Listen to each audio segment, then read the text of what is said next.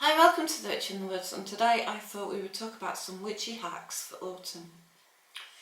So autumn can be lovely. It's when the sun is out, it's beautiful with mellow golds and reds and absolutely makes your heart melt with the beauty of autumn. On the other hand, on a bad day it can be dark, it can be miserable, it can be hard to see the light, as it were. And even though it's daylight today and it's been like this all day, I've had to put 2 lights on in my kitchen so that I can film, so that you can see me. And it's turning towards the dark side of the year, and at this time the moon gains hold, which is quite a powerful time. I feel that it can be, for women especially, I think, who are influenced by the moon a great deal, it can feel a very powerful time. But it can also, in many ways, be a scary time. It's true that at this time of year, and especially at Samhain, it's when the spirits start to walk abroad. And if you're living in a house that's sometimes a little spooky, it can be quite a bad time of year. Now, I lived in a house, it would be fine all summer, but the week of Samhain things would start coming back again, and then they disappear at beltane. So I don't know if anyone's had that experience, but it's definitely in the winter time. There can be things, ghosts and ghouls and things walking abroad, that scare you at night. Personally, I think it's to do with the damp. Damp houses and water hold a lot of psychic energy. So it could have something to do with that. It could be, as tradition used to tell us, that fairies are walking abroad, changing their abodes. There are good fairies, there are bad fairies. And I shouldn't call them fairies because I might anger them. So we'll call them good neighbours. So, it can be quite a hard time of year. And if, like me, I'm about to be plunged into Arctic darkness for 6 months, when it's very hard to stay positive. This house hasn't got ghosts and ghoulies, thank God. It is actually a very friendly house, but I've had to move out of places that weren't quite as friendly, no matter what I did.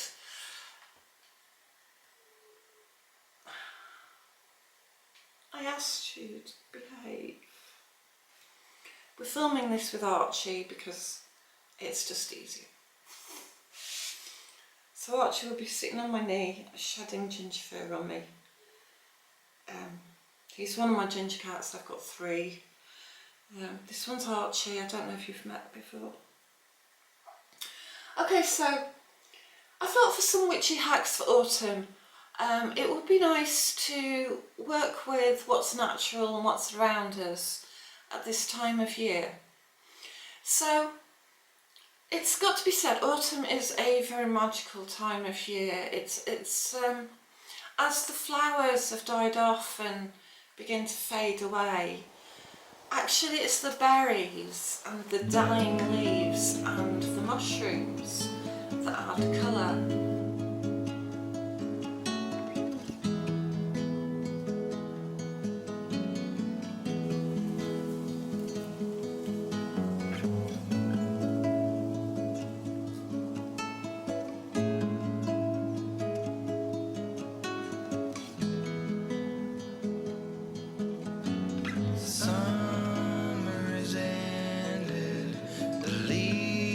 Are turning brown, red and yellow, soon they'll be falling down. Now,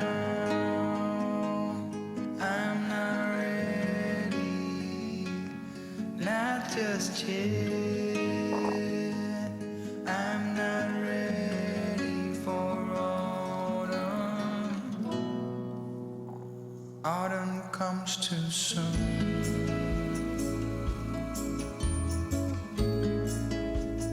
Autumn comes too soon.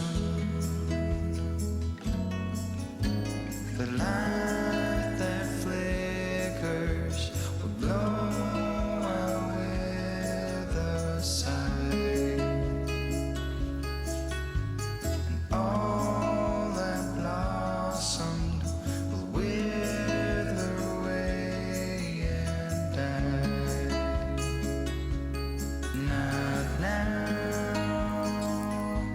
I'm not ready, not just yet. I'm not ready for autumn. Autumn comes too soon. I'm not ready for autumn. Autumn comes too soon.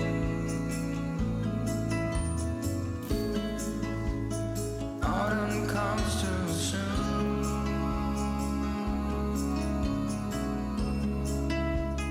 Autumn comes too soon.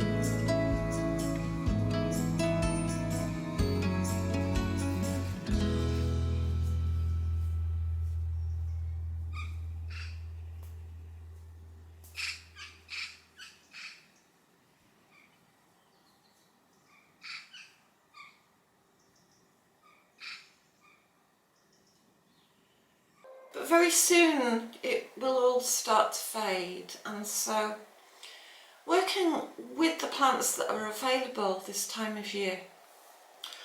It's this time of year, for the last 3 or 4 years, that I have gone out to pick sloes. And from this I'll make Sloe Gin. Now I'm not going to give you a recipe for Sloe Gin because I've actually already done that on another channel and I don't want to repeat myself.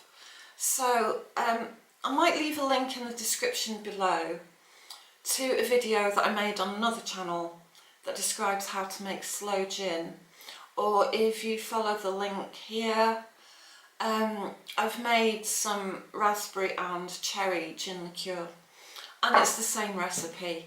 Basically it's a pound of sugar, a pound of fruit and a litre of alcohol.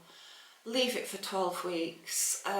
In the case of Sloe Gin, it was tradition to pick it after the first frost because the frost would soften the fruits, but these days we just leave it in the freezer overnight and it does the same thing, just breaks the skin a little.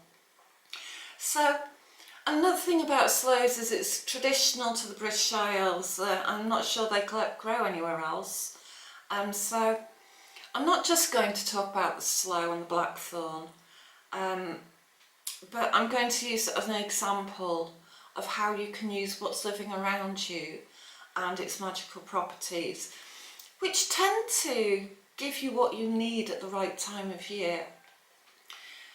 So the month of Blackthorn begins at Samhain in the Ogham calendar, the Ogham calendar, the Ogham calendar, the Irish calendar, and the blackthorn is called the strafe. It is also called a sloe. Now strafe is linked to the word strife and sloe is linked to the word slay or slew, which means to kill, to do harm. Both have negative connotations. And it must be said that the blackthorn tree has a bit of a bad reputation. It is called the mother of the woods or the dark crone of the woods, and it appears at 2 times of the year. It's one of the first trees to flower at Beltane, just before Beltane, and it gives fruit at Samhain.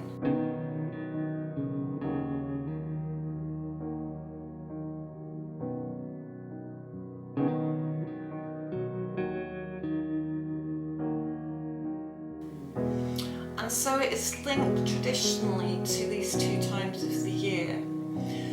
Its sister tree is the hawthorn, but the hawthorn has a more positive magic, whereas the blackthorn is considered the old crone tree and the hawthorn is considered the maiden tree. But the blackthorn tree, she stands at the times of year that could be linked to the gates of death. And these two times of the year, once upon a time, were both considered feasts for the ancestors, until later we dropped the Beltane feast and we just retained the Samhain feast.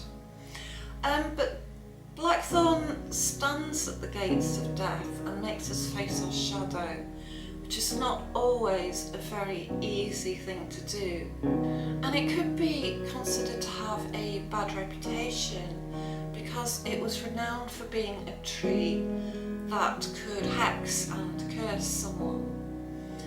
And this was because the thorns, the very long thorns on the blackthorn, could be used to stick in a poppet or to stick in a tree, and this would be to curse.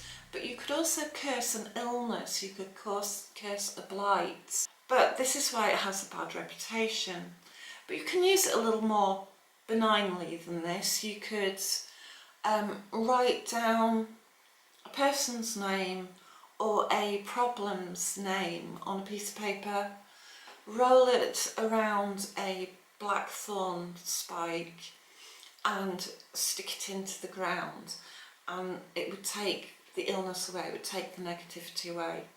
So in many ways, sloe is a good berry to use for protection and for exorcism and for banishing. And so in that light, that's how I'd like to use it. So the making of Sloe Gin is not just for getting drunk, and I do tend to make a lot of gin cures. I'm not really encouraging people to go out and get drunk a lot on gin, but it's a good way of preserving a fruit, and it always was and it always has been.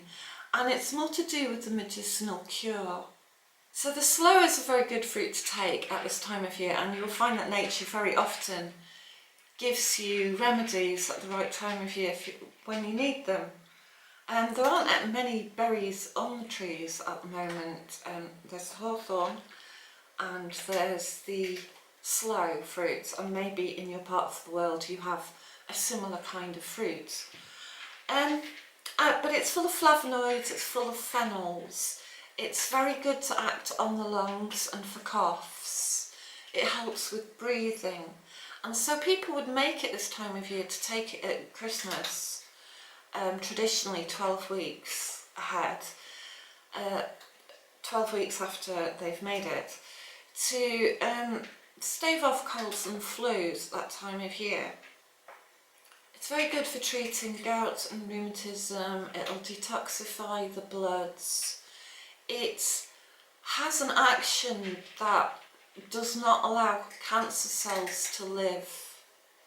Now, I'm not saying that it cures cancer, because we all know that nothing that comes for free cures cancer.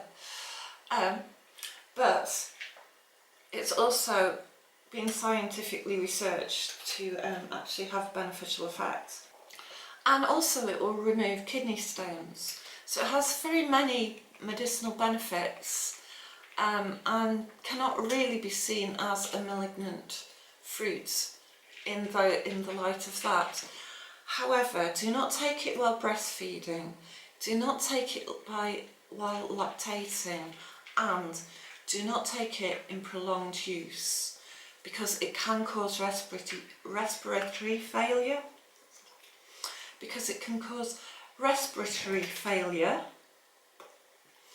And it can actually kill you. So treat it with respect, treat all herbs, treat all plants with respect. And so the other thing that sloes can do is they used to make ink out of sloes. And specifically they used to make an indelible ink that would mark laundry or would mark clothes and linen, because it will not wash out. So what I thought would be good is to make an ink from the sloe berries and to use that ink to draw protective sigils or protective Bindrunes, or whichever you like. You can make up your own, but I'm going to do a Bindrune. That will ward off darkness, ward off negative entities or any evil magic, or just protect your home or protect yourself. So I thought this would be a good use for sloe ink.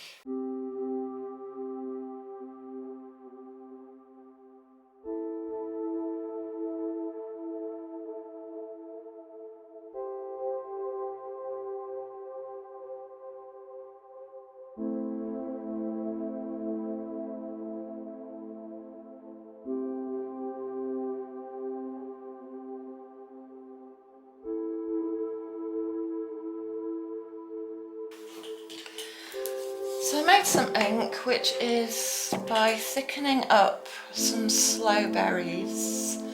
You could use any ink, or you could use whichever berries may be seasonal to you. If they're black, that's quite good, but you can always just use black ink.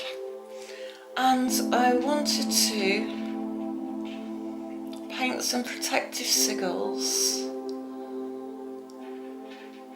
to ward off any negative energies in the home or in myself.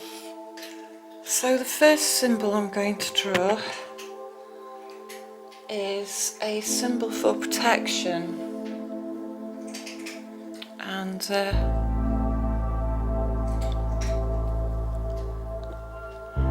these are Bindrunes. Of course, you can always create your own Bindrune, but I quite like these. There's many out there.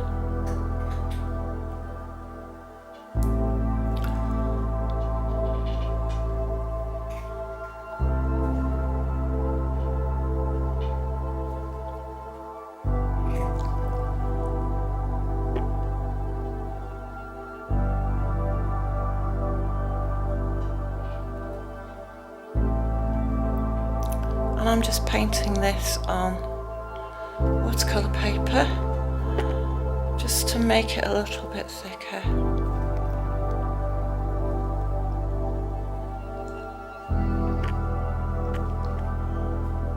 Okay, and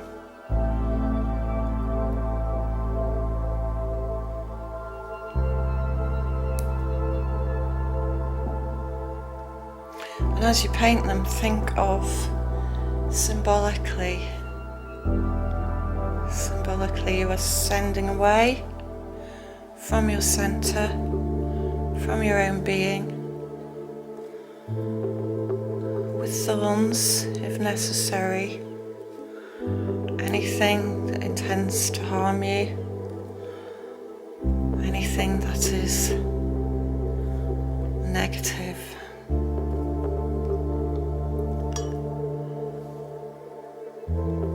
This is to put a stop to anything coming towards you.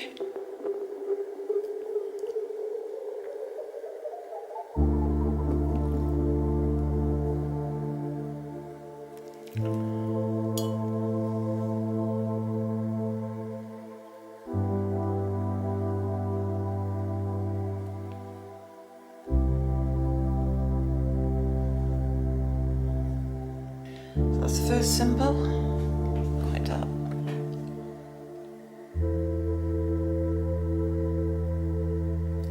Just to send away any evil.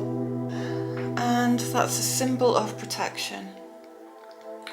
And then the second Bindrune is, you can use one of these, 3 of these, or however many of these you like. And this one is a protection against evil magic, and it's very simple.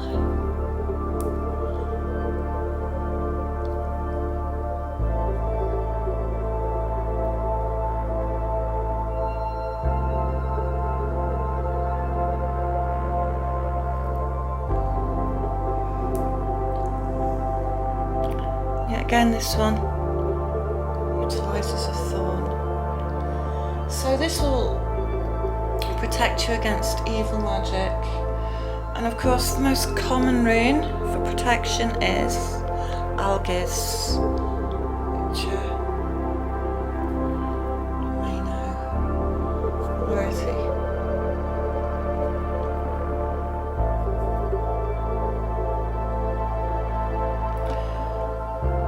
So these are supposed to be chanted over to protect your environment or to create your will in whichever way you like.